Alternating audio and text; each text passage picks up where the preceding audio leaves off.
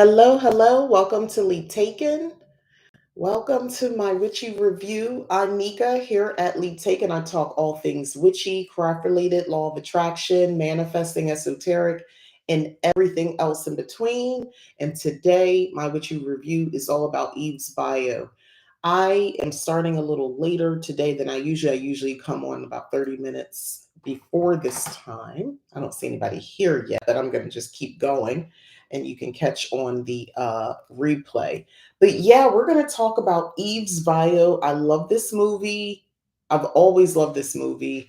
It's so rich, it's so layered, and just from an aesthetic point of view, like just the film's aesthetic, it's like the colors, the way it's filmed. There's so much to kind of unpack. And coming off of a movie recently, watching Sinners, and kind of having that, like thinking about film and thinking about photography and thinking about, I mean, there's the content of the movie itself, but just how it's shot, how it's filmed.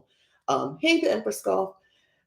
It Yeah, I like thinking about that. I mean, I'm not by no means am I like a film person. I don't, have any background. I can't really speak to it in formal terms, but I'm an admirer like y'all. And I'm really taken aback at just the depth of the film. Now, I saw Eve's Bayou for free on Roku. I watched it right, like just went to the website and it was there.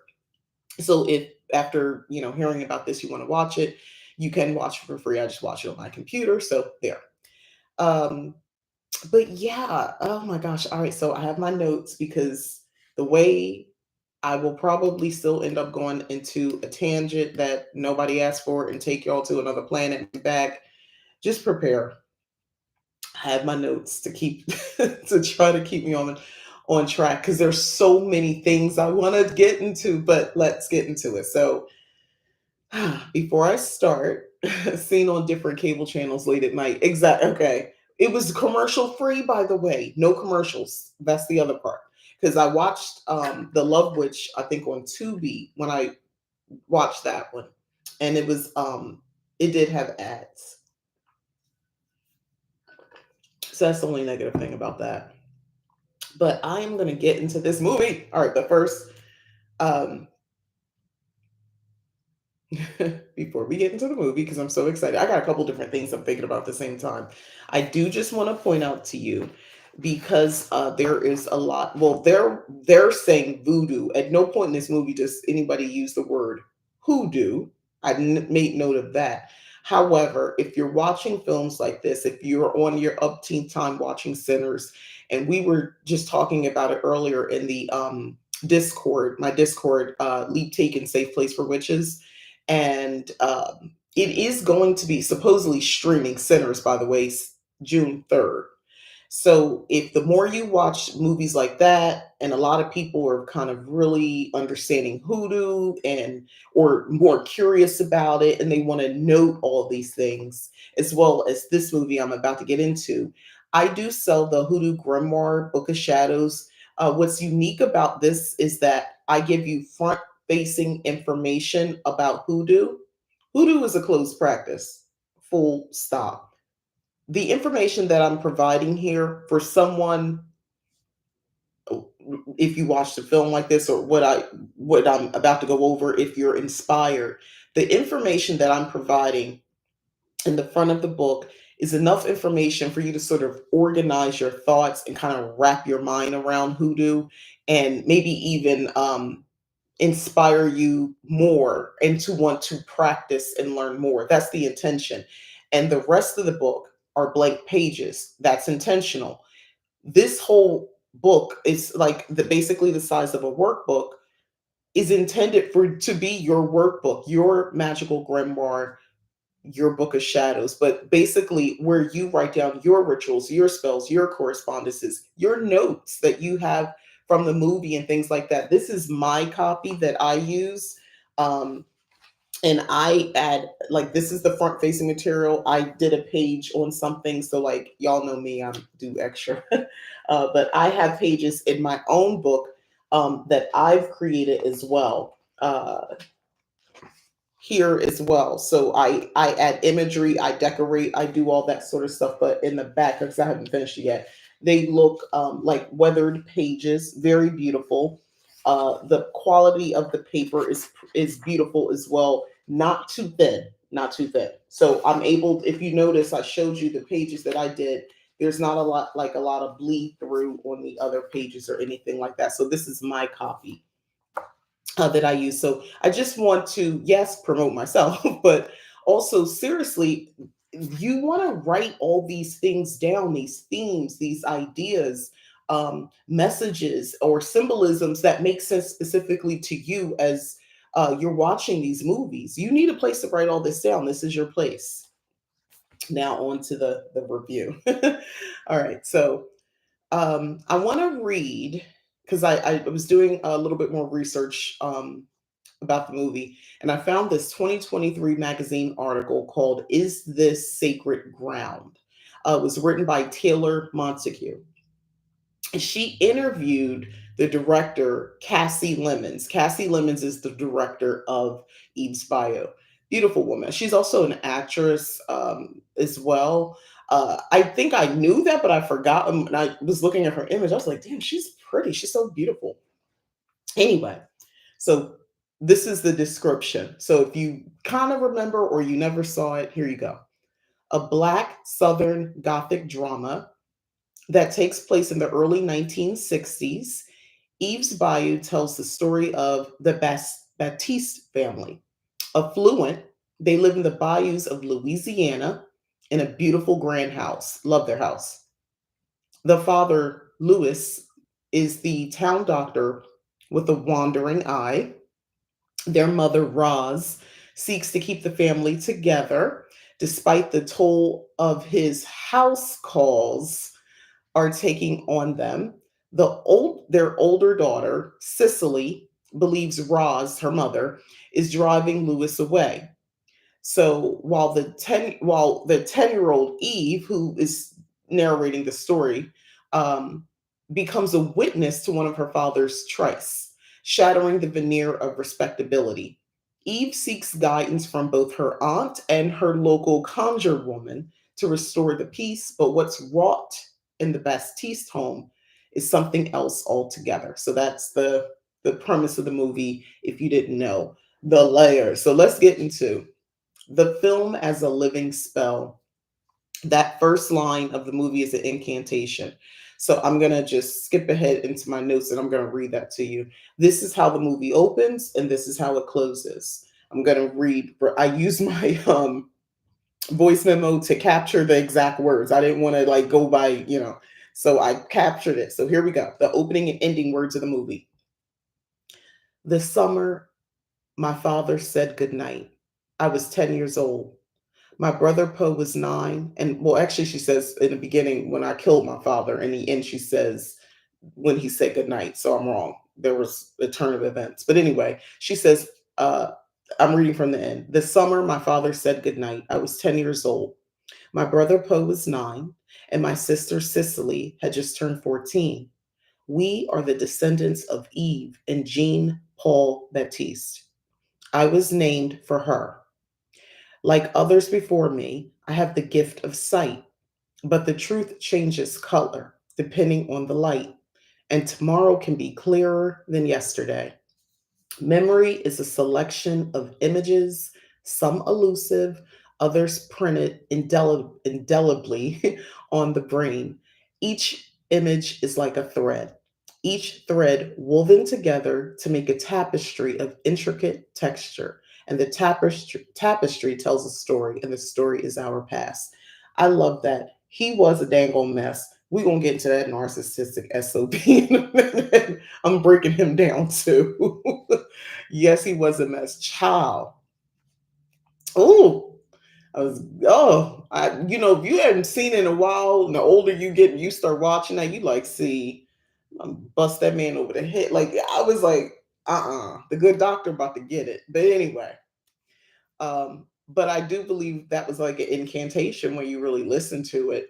Cassie Lemons creates something, it felt like ancestral storytelling. what was said, what was whispered, what's buried. It felt like she was telling a story. And when I mean ancestral storytelling, it felt like the characters were probably distant relatives of mine in the Louisiana Bayou. Like I there's she this that's something I was kind of taken back from. Like Sinners did the same thing. And this is when you have intelligent, empathetic black folk making movies with the intention of sharing a story, but not to be performative for white folk, but also for black folk to enjoy. And I think that's what the difference is, because there are other black people who make films and it doesn't feel like it was really meant for us, even though they're telling a story about us, even though they're black. Y'all know what I'm talking about? Anyway, the mood of the movie is lush. It's damp. It is damp. There's a lot of dampness, if that makes sense. And it's spiritual, just like the inner world of a working witch, because that's my world. The film feels like being in a ritual circle, like where time sort of slows down, spirits are watching, and the veil is lifted. That's what it's like. Um, it's Southern Gothic with ancestral teeth. I read something else, and that was kind of my thought I strung together. That's the best way to explain. So, I want to talk about the sighted women and a little bit about their altar. So, Mozelle. Mozelle is the sister to the doctor, the sister-in-law to Roz, and the aunt to Eve. Eve is the 10-year-old who is, we're basically seeing most of this movie from her perspective. Okay. Um, Moselle is a seer, psychic. She's a psychic counselor. Anyway, but she has an altar we see of her dead husbands. I believe that's also her, excuse me, her spiritual power source, one of them. Each man, and as she talks about her husbands, each man is a memory and a lesson. This is a situation where she's not haunted. She lives with her ghosts, her past, her lesson. She lives with it. Um, I don't think she's being haunted by these spirits, these ghosts. She's just she lives with them. Yeah, she sees them, she recalls it, and she talks about lessons learned easily. Three men. Her divination, the way she does her divination, or how she sets up to see her clients, what we saw was it's informal looking. I love Moselle. I'm gonna ask a question, spoiler, something you think about. Which character do you identify with the most out of this movie? Roz, Moselle. I think I said Eve, the little girl, or the voodoo witch, but we'll get to her. Anyway. um Yeah, she had a really informal setup. It was, if you recall, it was, she just sits at a table, and I like that she, says, puts her hands out for the client to put their hands in hers. Love that. Oh, speaking of hands, I gotta do my nails. I'm really getting close to the camera with it. Don't look at my nails. Anyway, they're getting done today. But yeah, she which made me think, in that line of work, you always want to make sure your hands, first of all, like I would stay getting a manicure and things like that, because your hands are so important in a role like that as a worker, tarot, all that. Just something to think about, side note. But anyway, Moselle delivers messages, like she has the sight, so she sees it with her third eye. Whatever it is that the clients are asking her, she sees it. But we learn early in the film that she can't see her own future, her own fortune. She can't see her life being played out. So she's genuinely shocked when these men die. And, obviously upsetting. Three husbands in a row meet their demise, in some fashion or the other, is tough. And we would learn that in another scene, how really sensitive that is to her. Um, But she wears these beautiful dresses that I love. I love the way everybody's dressed, the fashions. Oh, child. But anyway, the beautiful dresses. Just she looks so together and just so beautiful. And there's a sensuality to her. To me, she's in touch with her sexuality, which we will contrast to Roz, her sister-in-law, the wife of the doctor, and Eve's mother. But she is in touch with that. You can see it. She is a woman who, she enjoy I talked about pleasure in another video. Her character's a woman who is in touch with that. Now she, like any other woman, any other witch, any other whatever, she has her insecurities, her issues. Hers is around the fact that these men keep dying and love her. Very practical magic-esque, if you think about it, where all the men end up dying. It kind of put me in a mind frame of that. Not the movie, just that part. Anyway, but yeah, she just had a simple candle. You saw candlelight flickering, and they're just at a table. I loved everything about like her scene. It's just so simple in her beautiful home. I love the homes. I love, oh my gosh, the way the houses look, the furniture, everything. I loved the whole style. Ooh, I was really caught up into that as well, and that's part of it. As come on, as a hearth witch, cottage witch, of course I care about the way the home looks. That matters. Anyway, it gave what I uh, aimed for, a lived in magic, like intuitive. You just saw her as intuitive. It wasn't a lot of other stuff around. Just she is the power. The source is within her. And that's the vibe that she offered. That's just something I wanted to note because it's a quiet power, but she's a powerful seer. Her prophetic visions are accurate. We learn this throughout the movie. It's confirmed. Her stuff, what she says, comes true, even when people downplay her. And we know that she has been committed in a mental ward a couple times. We learned this, so and that tells you. Remember, this is happening in the '60s. That's what the movie is showing. It's supposed to be happening in the '60s. So, what we know, first of all, women in general, let alone a black woman, yeah, you might have gotten committed if you're warning and telling people things and stuff like that. Even if it's true, I've learned that people don't want to hear the truth. Some people don't want to hear it. It scares them, and they would rather. Well, we see this happening in real life, not even just about like magic, witchcraft, or the gift of sight. Look at look at politics. There is proof right here, and I'm like, you can show them, you can bring firsthand witnesses and say, hey, tell them that that's not true, that didn't happen, and we can do this. And we have people who are so fearful, which translates to hate. They want to just keep believing it, and worse, they want to assault you. They want to bury you basically along with your truth, because it challenges them and it scares them in a way they can't handle it. And that definitely is a thing with mental health, people who have mental health issues or a crisis. People want you to go away. They want, even if you are speaking truth, they want to bury the truth and you get away from me. They don't want to hear it because they don't know where to put that information, and since it's uncomfortable and disturbing to them, and it challenges what they believe, you know. And I felt like, man, and it just, here, like, thinking about that just made put me in the mind of, to deal with a mental health issue or a crisis.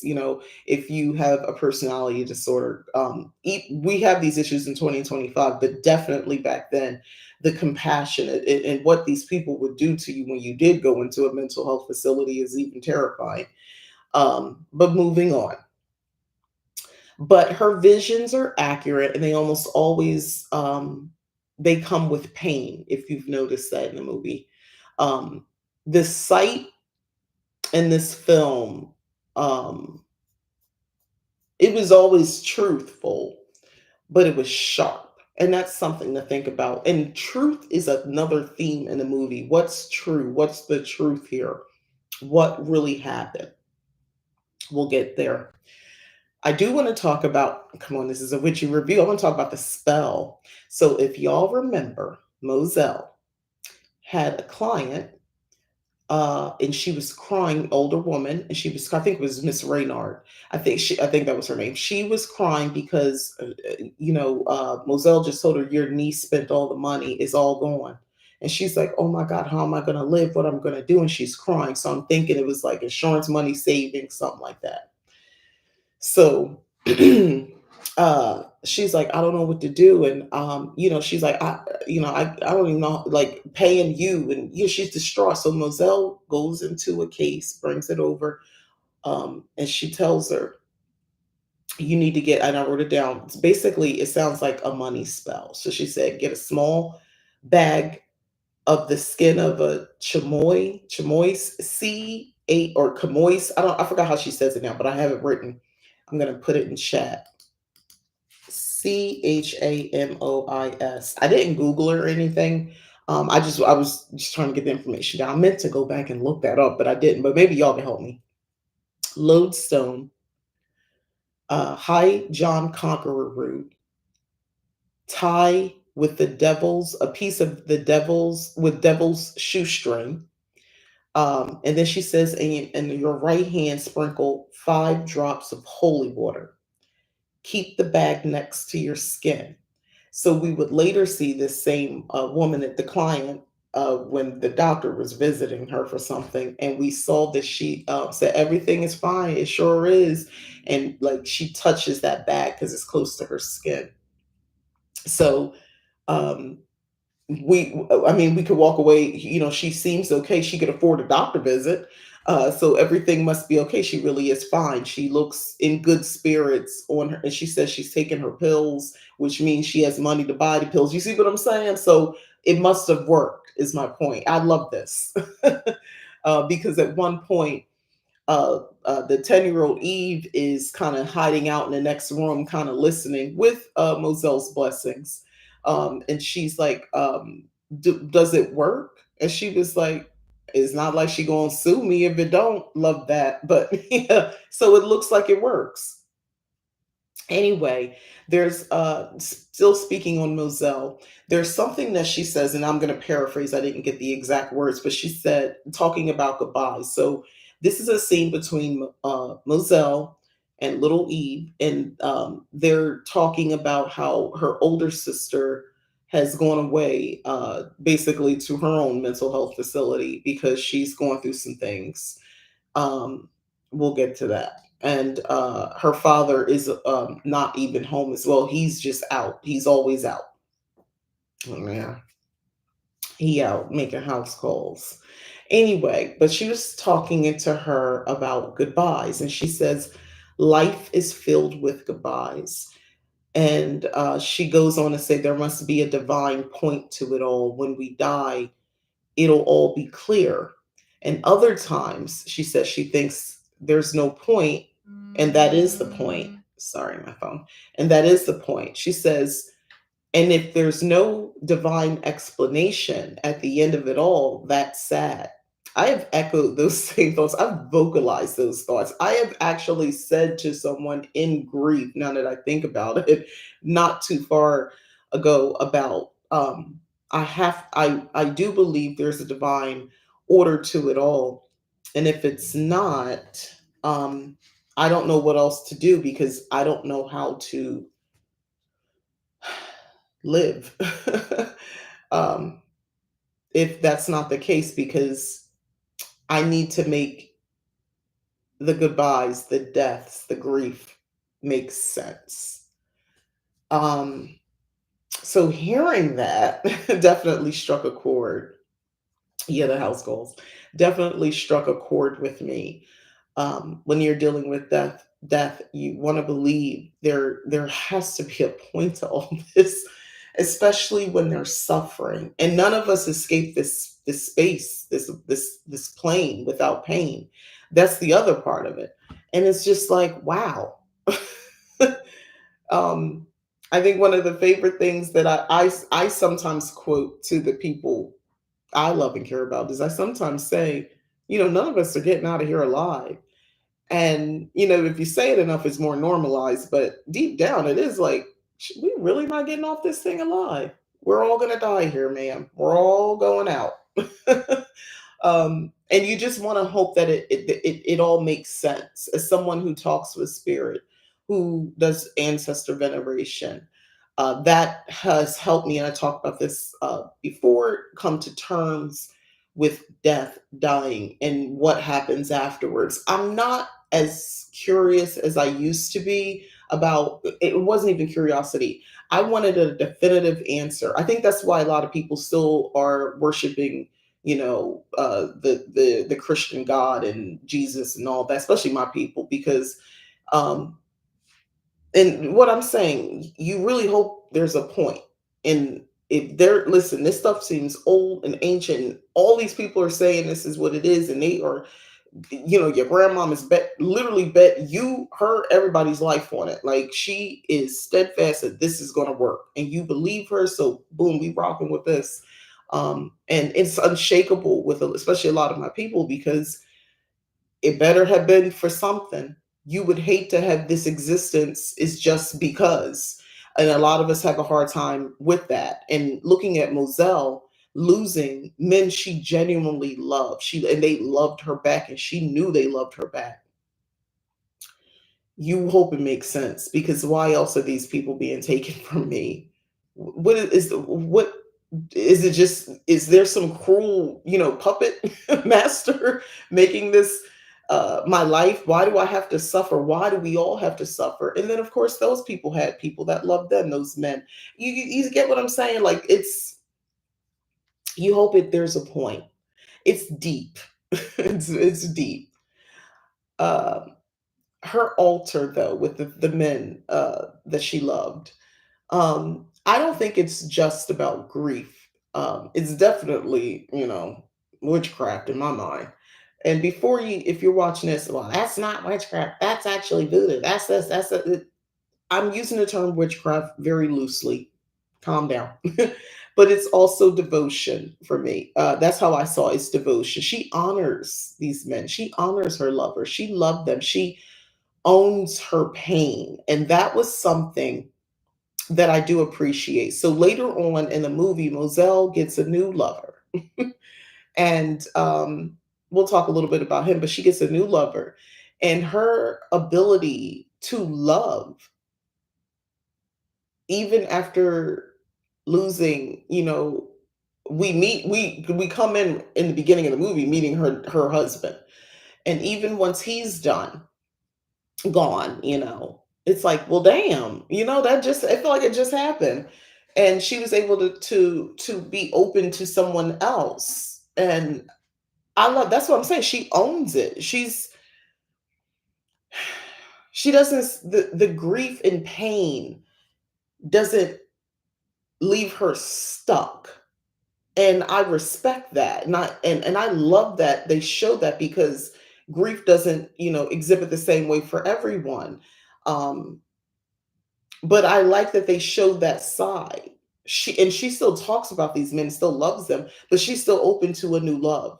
Anyway, it was just something I picked up on, and I like that aspect about the character, about Moselle. Now we're going to switch gears to Eve's emerging gifts.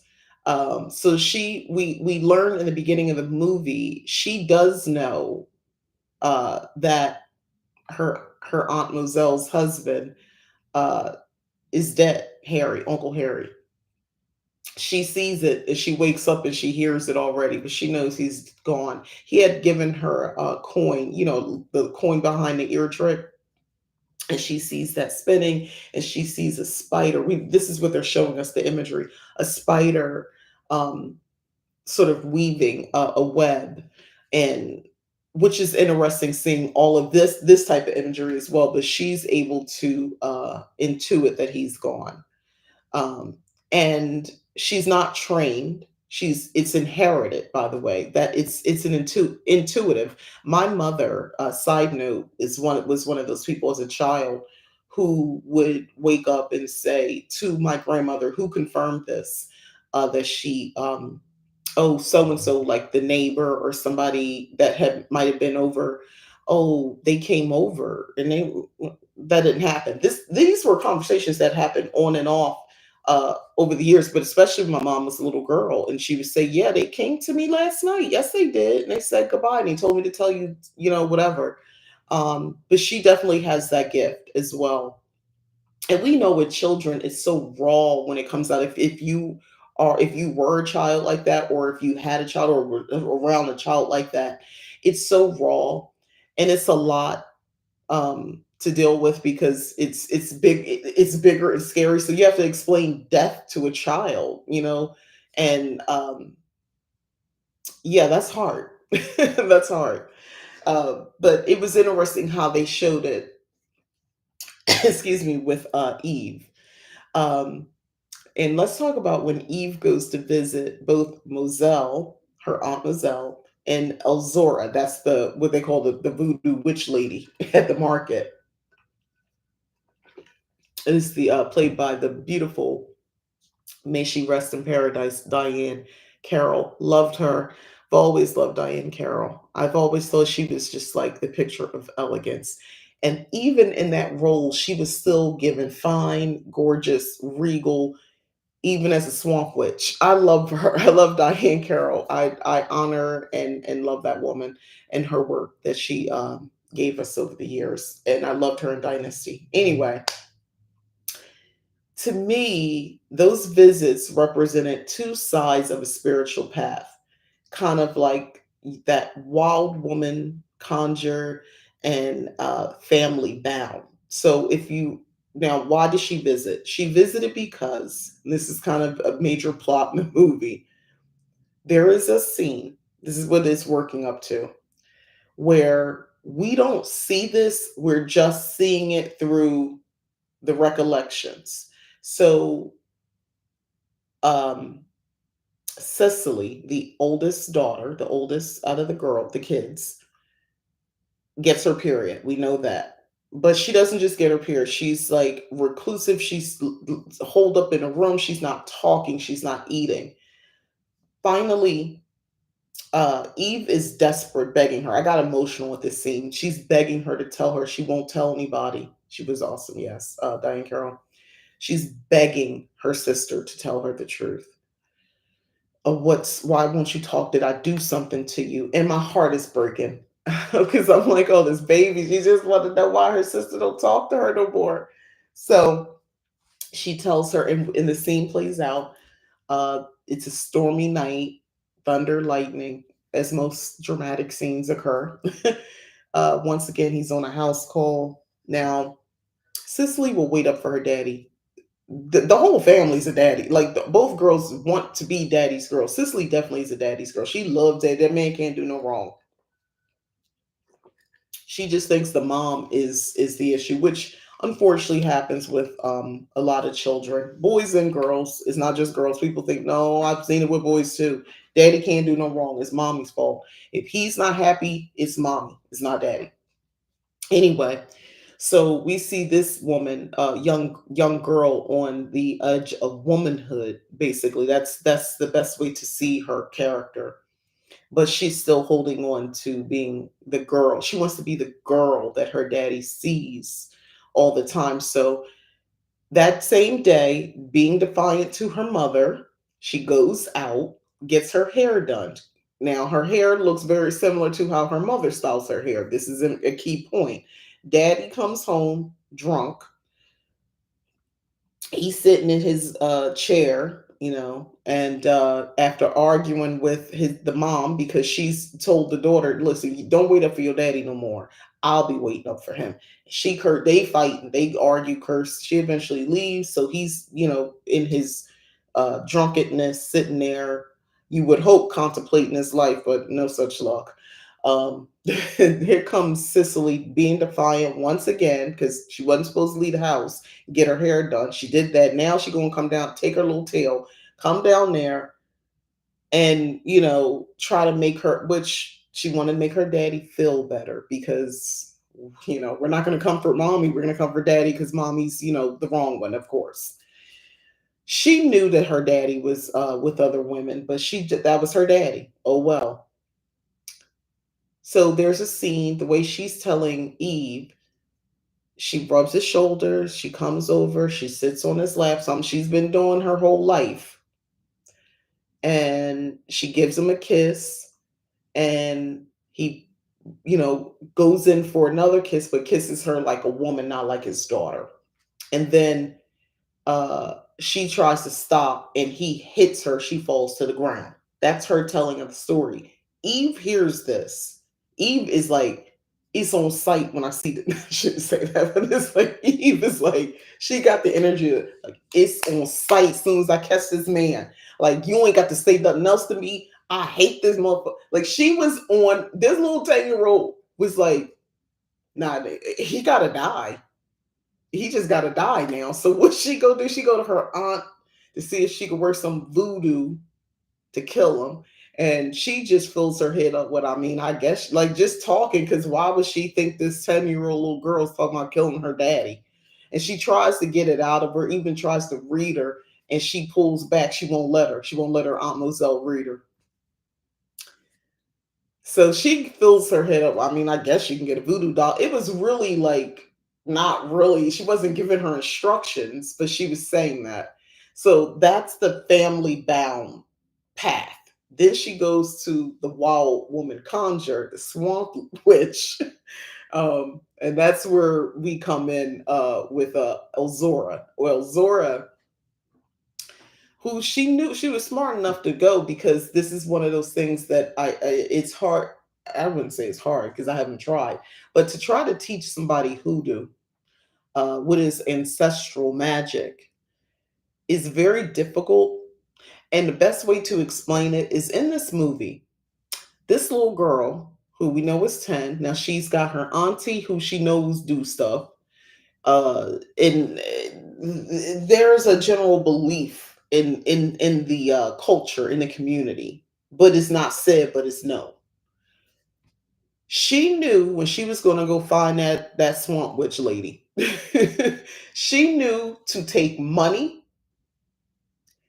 from her daddy. What she did, she took a 20. She knew to go get hair out of a comb, put it on tissue, balled it up, put it in her pocket with the money, and search it to get some help. She knew that. Here's the thing, yes, it's a movie, but I can tell you right now, I know an 11-year-old who would do that, who would know enough. They would know enough to go seek some help. They would know to take some personal item. Even if it was a picture, they would know. 11 black, I'm sorry, is ancestral in my family, but they would have an idea. um it's just what we part of it is in the DNA.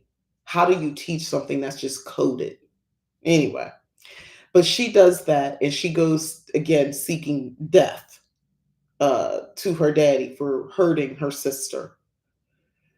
So let's switch into Elzora the Swamp Witch, because that was an interesting character. I hear people joke saying, I just want to be a swamp witch that lives out in the middle of the swamp and nobody bothers me. And, people are scared of me. I've heard other people talk like that. I just want to be left alone from society. This is literally, we're seeing this play out with her. I want to talk about when we cut to the scene where little Journey Smollett's character Eve goes to, Elzora leads her back. She said to her office, it's her home. I love the setup. I was like, well, they're making this appealing to be live out in the middle of nowhere and be a conjure woman, a wild conjure woman. I love the makeshift gate. So there's a dock that you walk to get to her home. It's a swamp so to get into her home, and there's like a gate, a barely put together, where you got to walk through that, and then you get to her door. On the door there are sigils. I don't know if anybody picked that up. There are sigils on the door. um it's a shack basically, but it looks like probably protective sigils all over it, and hand painted glyphs.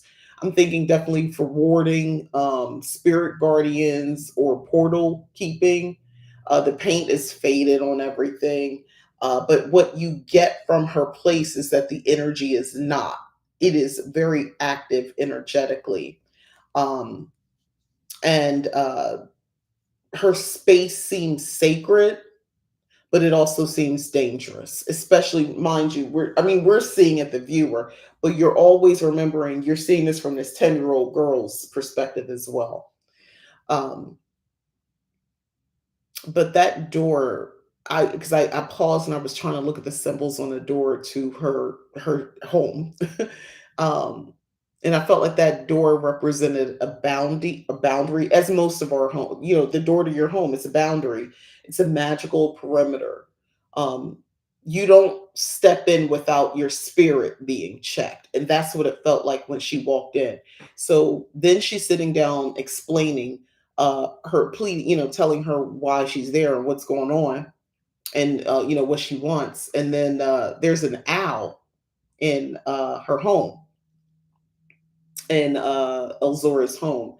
And I was looking, so owls represent messengers of death, can hidden wisdom. We all know about the wisdom part, and watchers in some magical traditions, right? Including some African diasporic beliefs. Yes, she complained about folks trying to mess with her. She did. She said them kids was messing with her. So that's when she answered the door crazy. But I feel like she already knew who was at the door because she knew. But the owl is a warning, sort of, and a witness in this as well. Elzora doesn't treat that owl like a pet if you're really paying attention. You get the feeling it's a spiritual ally, a gatekeeper potentially. And I think that's a powerful symbol to include in the movie as well. Even though it looks like she's a wild woman living alone in the swamp, she's got spirits watching over her. She's not alone. And that was my takeaway from that. Um, but I want to talk now about, like, a couple different points here. Eve's rage. Eve's rage fuels her decision to even visit Elzora to begin with. Um, and that's a lot of rage for a 10-year-old, right? But you hurt my sister, been a domino effect. Love their daddy. They love their daddy, and he really ruined that. So Eve catches him, and we see this in the beginning, messing around with Miss Maddie. Um, and it just, like, he ruined it for her, and he didn't offer any real explanation about it either. Just tried to basically charm his daughter. He didn't even say, "Don't tell mama." I found that interesting. I don't know. He didn't tell her that. Anyway, Elzora doesn't manipulate Eve, by the way. She sort of facilitates her choice. And I think that's a nod to magical ethics. So you're a conjure woman, you're a root worker, you're a witch, and someone comes to you for a spell. That someone is a child, they're underage, and they are hurting, and you see they are hurting, and you can kind of ascertain enough to realize that an adult hurt them. And they're asking for that adult to be hurt. Now, on the surface of having this conversation, you might think, well, I would tell that child, no, I'm not going to do that because it's just a child. But the mother, the woman, the once little girl in me, seeing that hurt on that child, I might consider. I'm just saying, I think it's easy to just say. It's another thing when presented with that situation and they're staring you in the face and you see the hurt. I'm just saying, I think you might feel differently. I wasn't mad at Elzora. Anyway, I wasn't mad at her for her choice with that.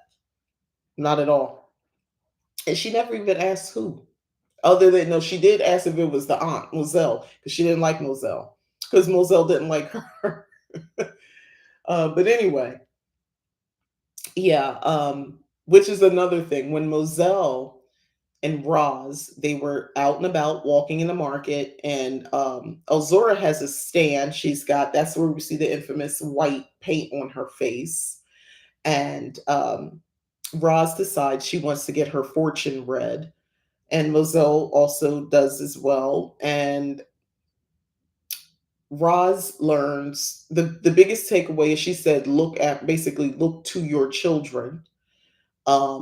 Actually, yeah, she tells her, well, let's start in the beginning. She gives her a bag. The bag sitting on tape. She says, empty the bag. The bag has bones in it, right? That's one.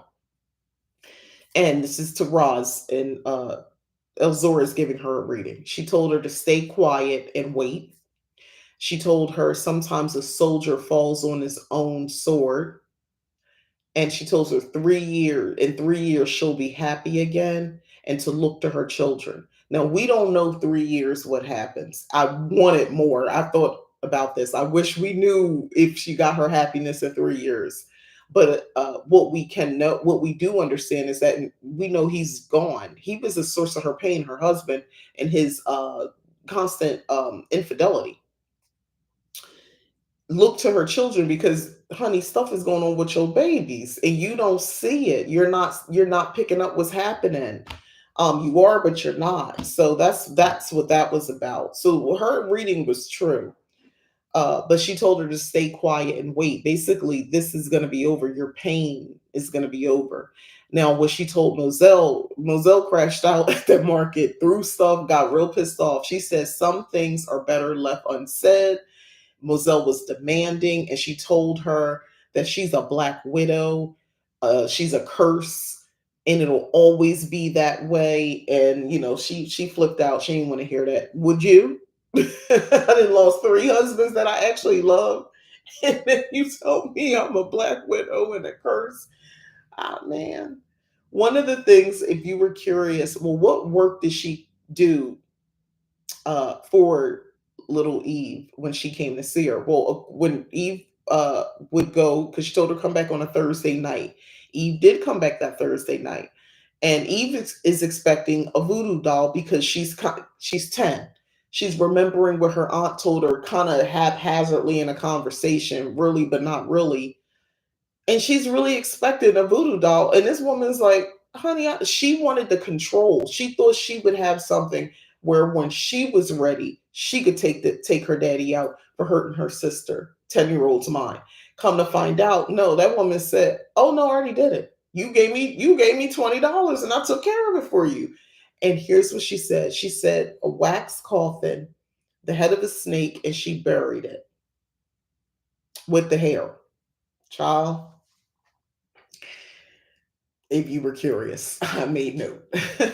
Anyway, so I want to talk about Roz, the mother, and the fragility of beauty. Lynn Winfield played Winfield. Y'all know who I'm talking about. Anyway, beautiful woman, always regal grace. To this day, she still gives. I love her. Anyway, Roz is soft, elegant, and traditional, very traditional, but she's holding too much inside. The cracks when she kept cutting her finger when she was chopping. That man was working her nerves real bad. And them kids, that little oldest girl,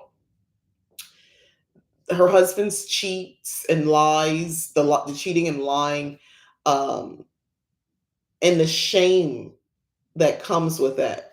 Remember, if you are a Southern woman in this big house and a black woman, and and this man is just making house calls and having sex with these different women that you see in your community, is shameful. You it, it should be shame on him, but we know it's internalized within women. She doesn't fall apart, but there's cracks. She kind of burns quietly, but you see the eruptions coming out. um, when she breaks down and screams, that's your first clue.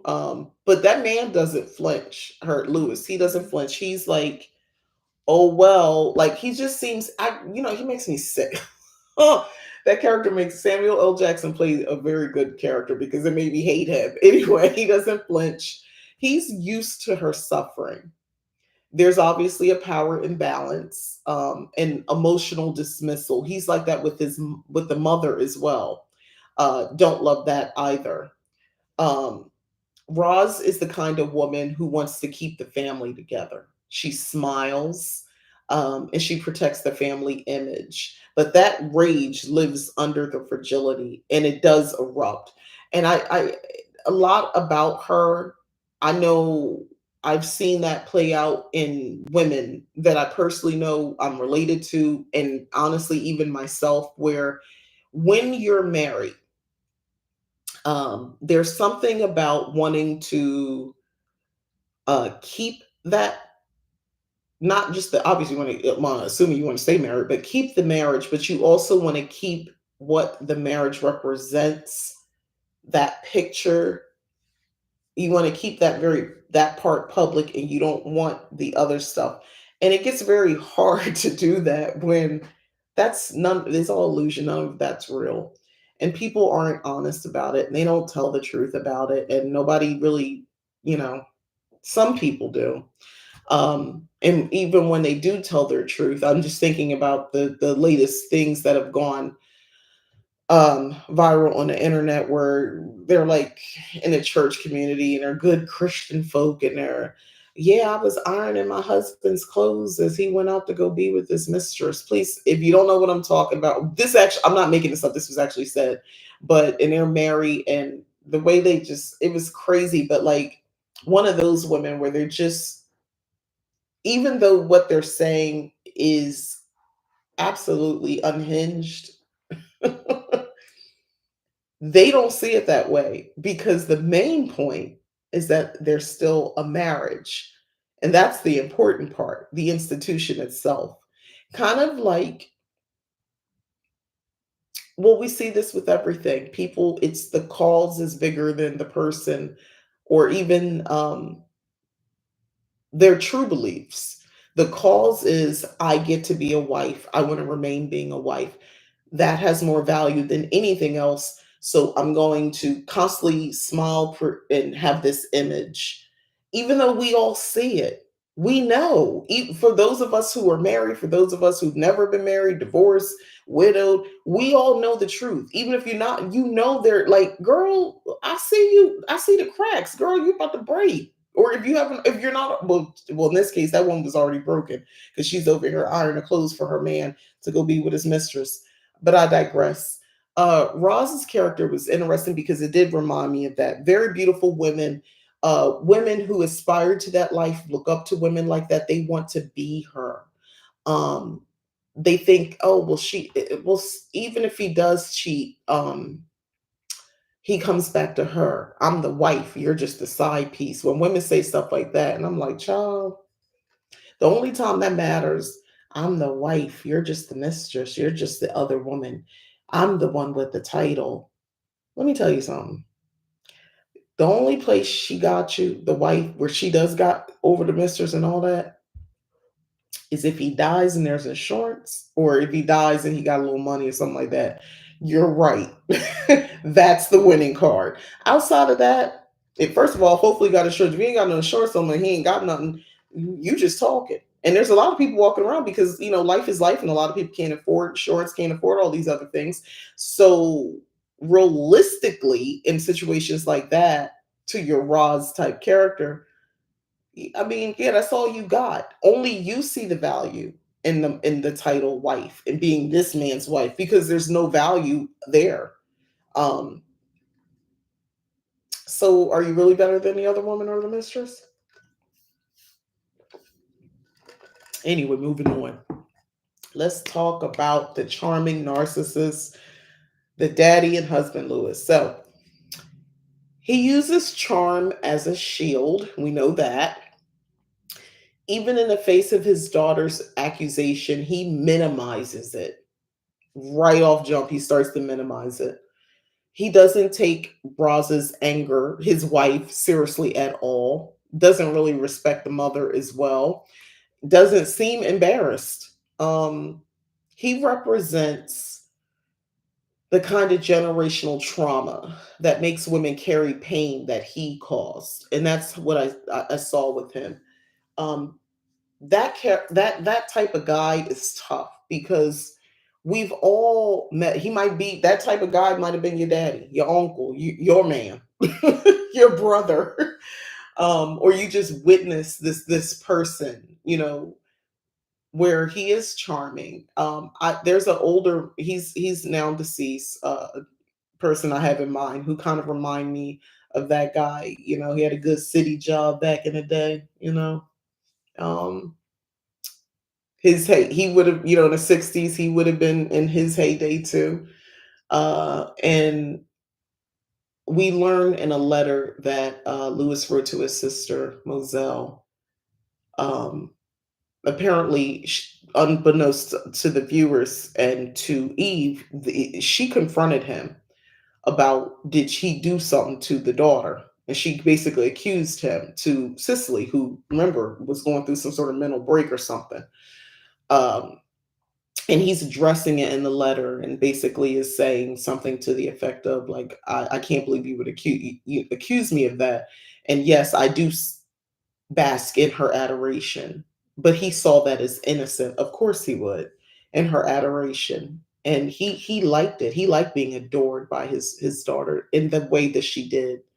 And he says he isn't just but a small town doctor, and he's basically just giving aspirin to older people. So when these women see him as a hero, he likes basking in that adoration of being something more, a hero. And even his wife, Roz, in another scene, is talking about how he's the type of man who fixes things. And she believed, oh, she saw him like a kid or something fell out of a tree, and he was able to fix the child.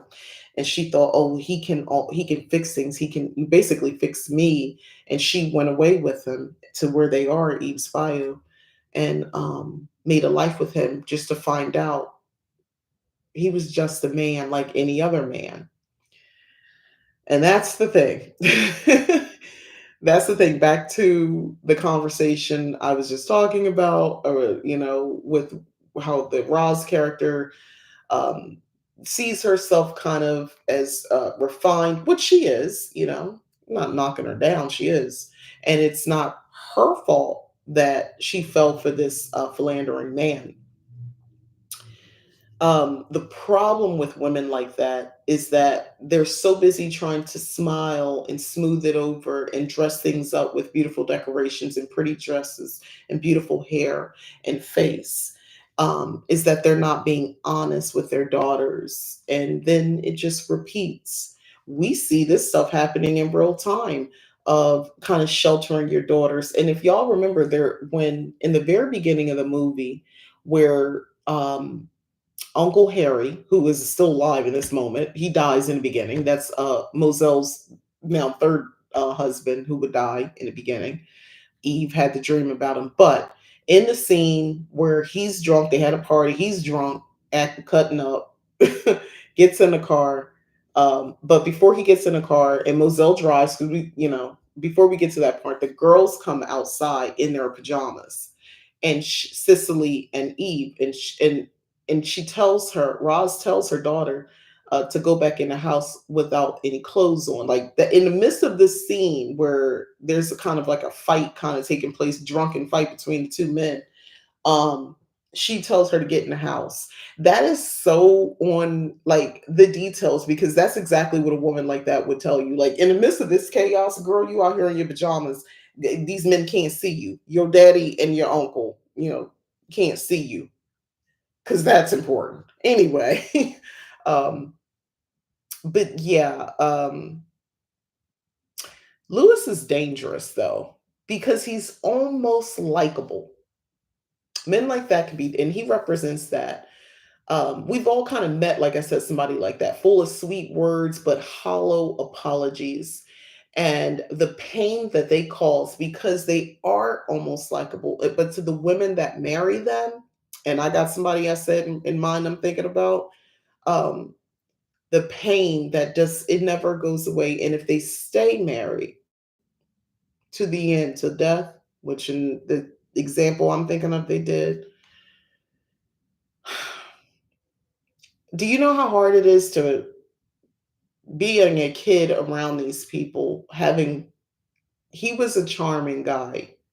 I was, he wasn't my daddy or my, like that, but this is family I'm referencing. They're deceased, the man and the wife.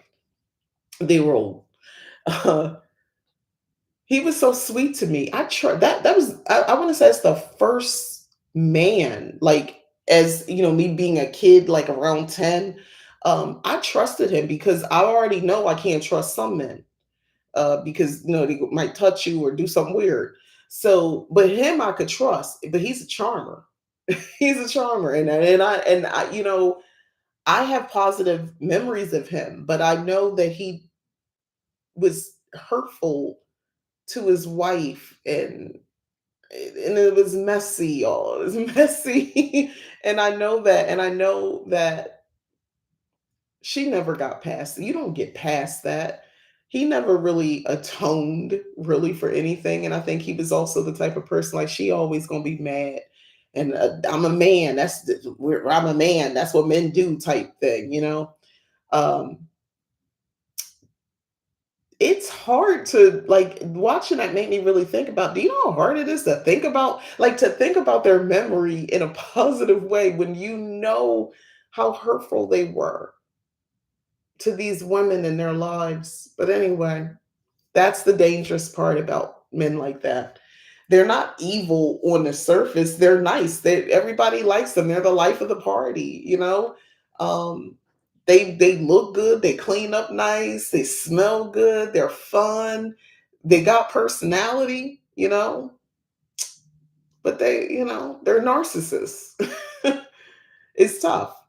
I want to talk about truth, memory, and magic. So Eve and Cicely have conflicting memories of the same moment. So we have Cicely telling her sister, I kissed my daddy. He tried to kiss me. And I pushed him back and he hit me and I fell on the floor. She found Eve, now daddy's dead, you know, behind his foolishness. He does end up dying. Him messing around with a married woman and that woman's husband through Eve's insinuation, by the way. He came and shot her daddy in front of her. You know, when he wrote the letter to his sister, which we don't know about this till after he's dead, and Eve finds the letter and she reads it, and his recount is totally different. He's saying his daughter kissed him and began to kiss him like a woman, and he's drunk, so he's like, wait, hold on, this is my daughter. And he gets so upset he hits her. He's never hit his daughter before. This is something to reference. He's never hit her before. He's torn up about it. He's telling the letter, I thought I could fix this, but he couldn't fix it. Um and the film never tells us who was right, and Eve uses her gift of sight. She's now realizing I can use this, puts her hands out like her Aunt Mozelle does, and her big sis puts her hands on top of her, and she sees it, but we don't know who's right. She just hugs her sister. Um, there's the film's power is the magical realism and emotional reality overlapping with that. Um, it kind of invites a conversation about truth as perception, which is also a central theme in witchcraft and divination. So I want you to think about it like this: what's the truth? We don't know. When we're done with this movie, we still don't know what's the truth and what's not the truth. Just so you know, it's hard to kind of understand what really happened. And we do you believe the dad in the letter and how his recounting of it, or do we believe Cicely?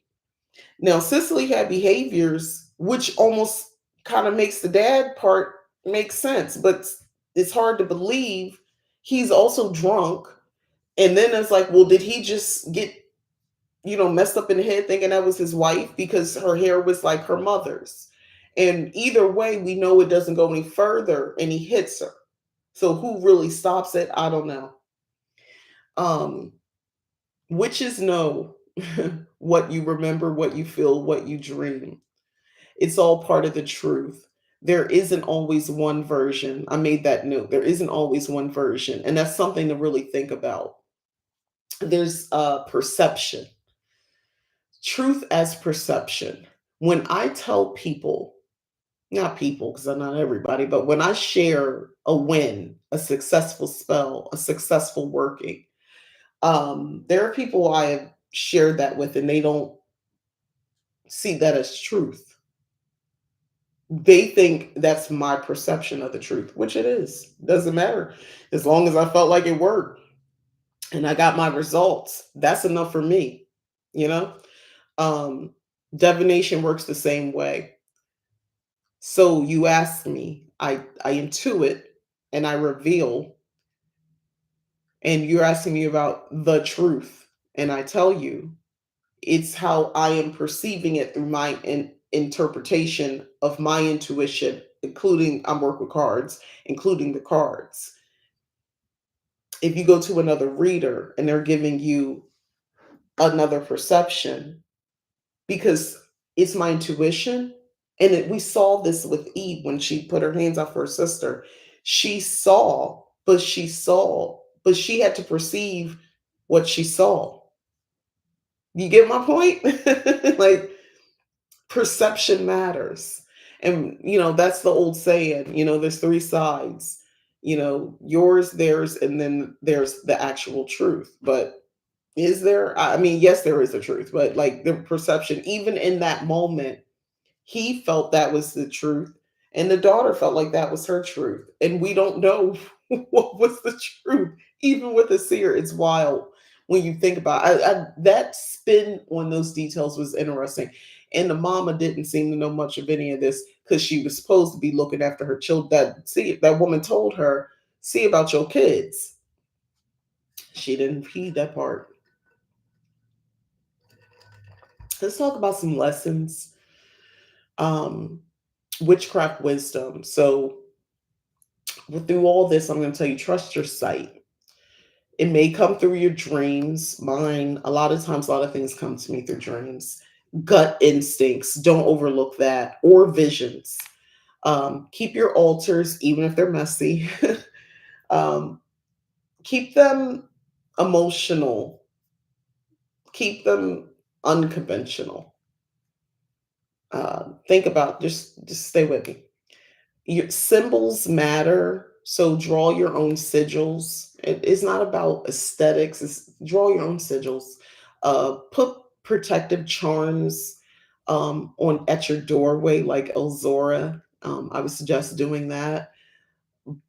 The biggest takeaway, though, be careful with revenge. We learn that work often turns in on itself. Be careful. I'm not saying you can't have revenge. I'm not going to tell you that. But I'm going to tell you to be careful. We learn through Eve, her character, she's upset. She's beyond upset. And she even tells her sister when she finds the letter, I hated him for you. I hated him. She hated him so much she wanted him dead. And reading that letter changed things for her about, her daddy and the perception of what might have really happened. But the work is already the spell's cast, the work is already done. So that you need to be mindful and careful. Um, I'm not going to tell you again not to get revenge. I'm just saying be careful. Um, I'm going to give some inspired rituals. So a dream interpretation spell can start with some mugwort. It works for me. uh, Maybe an amethyst under the pillow, and keep your journal next to your bed. As far as an ancestor altar setup, photos. If you have dirt from family land, some of us have that, get that, and any personal objects. And as far as your sigil door blessing, I made a note here. Draw protection symbols in chalk or oil on the inside of your front door as well. You can do something on the outside, but I like to also do it on the inside as well. Symbols drawn in chalk. Yes. They were in chalk on Elzora's door, or at least it was white. It looked like chalk. The advantage to drawing in chalk is that if it comes off, you can redo it. And it's a way to just keep the wards up. It becomes a ritual in itself. I do have a question for y'all. A couple questions, some reflective questions. You can journal about it, or y'all can answer me in the chat. Which women do you most identify with? Eve, Mozelle, Roz, or Elzora? First, there's a lot of Z names. I just realized that. But Eve, the 10-year-old little girl who's at the, just gaining her sight, you could tell she's coming into it. Mozelle, the aunt, who is a spiritual consultant.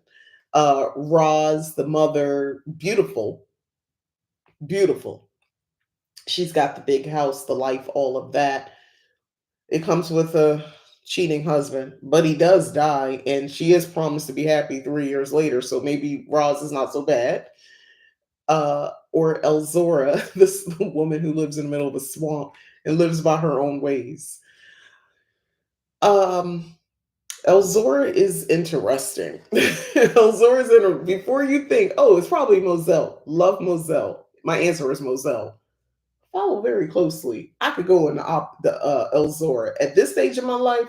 At this point, yeah. hmm Have a dang old owl sitting in my living room. You come over and the owl just looking at you. Whoo. Yeah, that could be me. I feel like I'm getting there. That could be me. All right, next thing. Next question. Have you ever experienced a vision that reshaped your reality? Like truly reshaped your reality? Have you ever had a vision that did that? Yes. Several actually. Um uh when oh man, I don't even know where to begin. Which one? I'll talk about a recent one. Um Realizing bits of Eve and Elzora. There you go.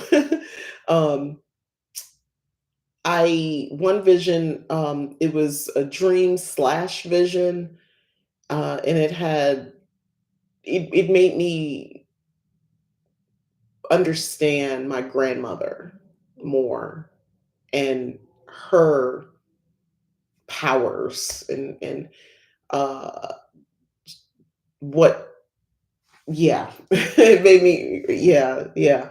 I have had multiple dreams about my grandmother, and she is always at a doorway. And these are dreams when I dream of my ancestors. And she's always at a doorway. And I never cross that threshold because I know I can't cross the threshold. But she's sitting at the threshold, the last dream I had. She's there. She's always in the mix. I've had dreams of seeing my ancestors gathered for what appears to be witchcraft work, for lack of better words. I never really see all the workings, but they're gathered. My sister has had similar dreams like that too. There's a gathering taking place, and my grandmother is always there. I don't see everybody else, but that way, but she's alive, mind you, she's very much alive. What I That last dream, basically, my ancestors let me know she is of 1 foot in, 1 foot out. She's of both worlds. My grandmother has had, mm, well, there's no clinical diagnosis. I don't know. But when I was much younger, we just called it a nervous breakdown because that's the language that they told me, my mom and aunts. They're all young when this is happening, mind you. So, but basically, when I asked my grandma myself about it many years later, when she still was, able to communicate in a way, she was more clear with her mind. Now, we're in the throes of dementia, which is another aspect to that. But she told me she saw things. And of course, they were saying she was hallucinating, but she was seeing meet people, but she was seeing the totality of them, and she saw it as demons on, like, but to me she has the literal gift of sight. She sees more than what's in front of her. uh that's what she was saying. Now, when she comes in the dreams, or she was been in those dreams, she's always active, but she's never she doesn't talk to me. The last dream she told me, don't come out this door, and I didn't come out that door, because if I crossed that threshold, then I would have been part of the dead. And that's what she was basically telling me. Don't come out this door. You alive. You don't need to come out here. and I listened to my grandmama and go out. She had a plate of food. She was eating. They were all eating, the ancestors, and I just saw like figures. They're, for me, my ancestors are more like what people call shadow people. It is not scary, y'all. I mean, it is if you're wanting to be afraid, but I'm not, and I know they my people. Um, but their spirit, big like a human silhouette. Um, and she was enjoying the food too. And the way she was eating, I was like, "Well, I want to play." I remember that. I was like, "Well, I want to play." She was like, "Don't you come out this door." I did not come out that door. I stood and I talked from the doorway. I remember my hands on the door and I'm talking, but my foot never left that threshold because I knew I can't come. I'm not. It's not. I'm not supposed to be. I'm over here. I ain't over there. I'm with the living, and I'm gonna stay over here. But a message was given to me that, and it did change everything. That wasn't the overall message of the vision, but that was so profound to me. It has altered my reality, and it has brought a lot of things into question, and it's completely changed my reality about my grandmother. So yeah, that was mine. And another question: how would you reclaim your spiritual power if it was shamed, ignored, or feared? Let me repeat that. How would you reclaim your spiritual power if it was shamed, which for a lot of us it is, ignored or feared? How would I reclaim it? By creating a YouTube channel and talking about witchcraft and not being embarrassed and being open and not caring what anybody thinks about me or people I might have went to school with, high school, college, old people in my life, not caring if they come across, not caring if family comes across my channel who don't see things the way I see it, and they think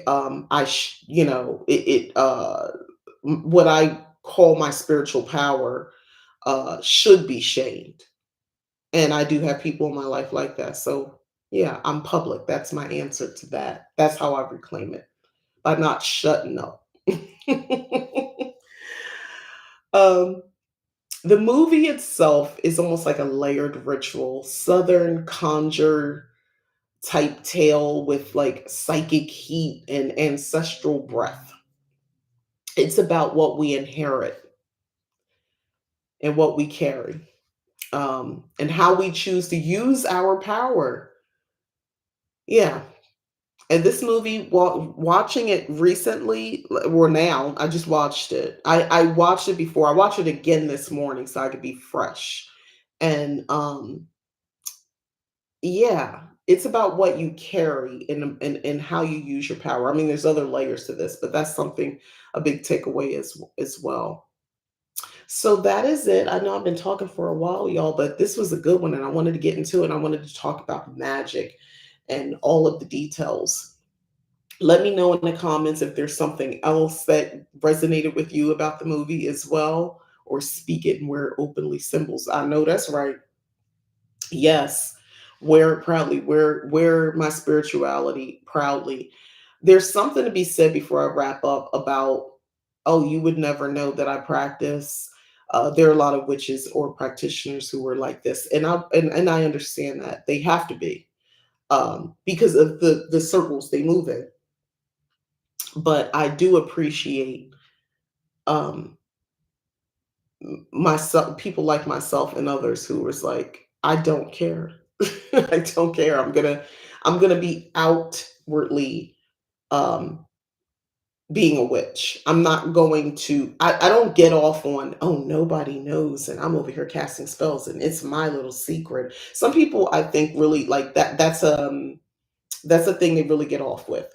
And they could be out and about, but they tell themselves, "Oh, it's like I have my own little secret, and I like that." And that's good if that's what you really want. But are you really doing that because that's really what you think, or are you just as afraid as everybody else of being mocked, judged, shamed, demonized, for expressing your who you really are and what your spiritual gifts are? Otherwise, you playing quiet and in the background, but I'm really doing powerful spells, doesn't hold as much weight as if your whole purpose is because you're afraid to stand up for yourself, especially if you do, and nothing physically is going to happen to you, your whole life won't be changed. Just these ignorant people that you surround yourself with, they won't be around you as much. But if you're holding on to that, it's not the thing that you really think it is. That's all I'm saying. Too late to hide it now, right? All right, so thank you all for joining me today. Empress Golf, I appreciate you so much. I'm glad you made it here. And usually, because I know you comment like on the back end, so I'm glad you were here for the live. I appreciate you. Thank you. Don't forget to like everybody else as well. Don't forget to like, subscribe, share, explore my website, leaptaken.com. You can check out the Hoodoo Grimoire there as well, free shipping, also TikTok shop, and of course Amazon as well. You can check it out there, as well as my other books, Book of Shadows for the Love Witch, if you want to go into that, or Book of Shadows for the Hearth Witch is also available, and more to come. All right, so don't forget, check out Sunday, my new series, my Sunday deep dives. So we're going to be talking astral plane.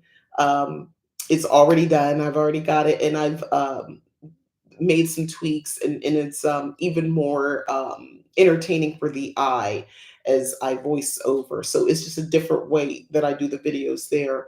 So check out this Sunday's. There's a lot to be learned from that video. And yeah, all right. So thank y'all all for watching. All right, bye. I'm getting out of here. Enjoy your weekend. Bye.